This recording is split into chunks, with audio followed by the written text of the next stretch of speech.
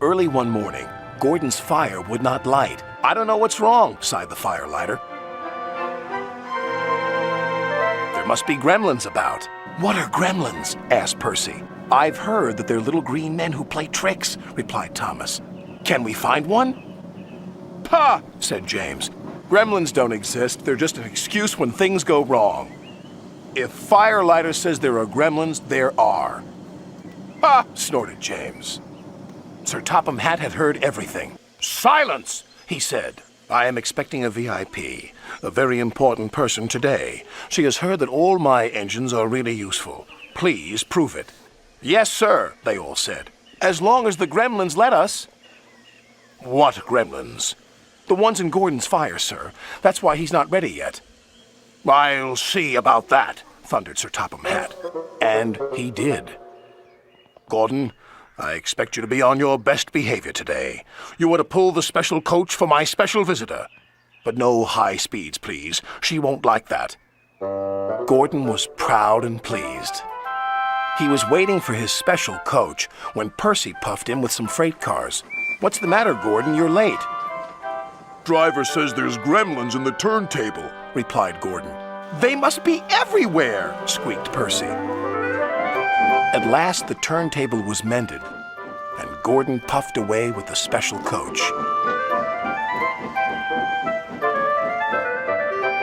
He was soon working hard to make up for lost time. After he arrived at the station, Sir Topham Hatt became concerned. "Where's Thomas?" he wondered. "He's supposed to be bringing my visitor from the docks." "Huh!" huffed Gordon. "Thomas isn't really useful if he's late." But it wasn't long before Thomas arrived. "I'm sorry. A cow strayed on the line and we had to wait for the farmer to take her away. But driver says your visitor is here safe and sound." "Indeed she is," smiled Sir Topham Hatt. "How nice to see you." "Who is it?" whispered Percy. "I don't know," replied Thomas. "But Sir Topham Hatt is certainly keen to please her. He's arranged a special party for her." "She's got a dog as well," said Percy. "Well, come on, Thomas," said the driver. "You need a drink." "Pah!" puffed Gordon. "Thomas is just a lazy little engine. Sir Topham Hatt is expecting me to arrive on time. We're late because of Thomas." Gordon's driver decided to make up for lost time. Then there was trouble. "I think we better slow down. This is an old line and could make things uncomfortable for the VIP." And it did. She was taking a bath and the water was slopping all over the place. "Oh!" she cried.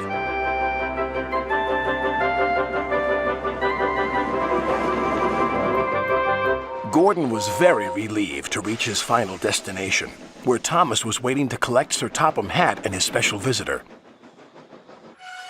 He blew an extra long whistle.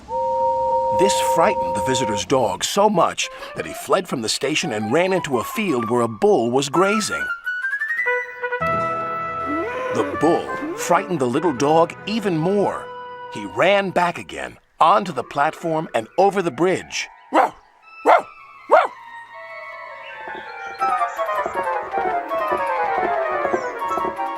He didn't stop until he jumped straight into Thomas's cab. "Row!"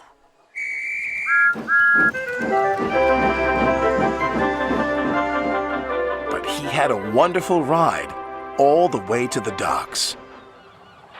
"What's the dog's name?" asked the fireman. "Well, after today's events, I think I'll rename him Gremlin," Sir Topham Hatt chuckled. "In that case, I've met one at last. Ha ha!" "Excuse me, sir, but who is your very important visitor?" "Why, didn't I tell you? This lady is my mother, and she agrees with me. You are indeed really useful engines, and my mother, of course, is always right. Ha ha ha ha!"